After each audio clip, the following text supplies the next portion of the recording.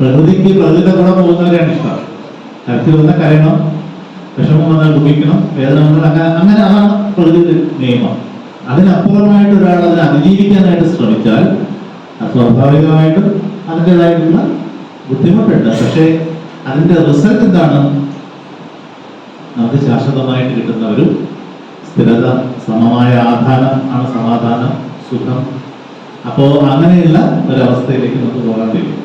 അതിനുവേണ്ടിയുള്ള പരിശീലനമാണ് നമ്മൾ ഇത്രയും കാലമായി കൊടുത്തുകൊണ്ടിരിക്കുന്നത്, ശ്രമിച്ചുകൊണ്ടിരിക്കുന്നത്. കൊടുത്തുകൊണ്ടിരിക്കുക എന്ന് പറഞ്ഞാൽ നമ്മളെല്ലാം നേരിട്ട് കൊടുക്കുകയല്ല, നമ്മൾ ശ്രമിച്ചുകൊണ്ടിരിക്കുന്നു. മറ്റുള്ളവരിലേക്ക് അത് ഇമ്പാക്ട് ചെയ്യാൻ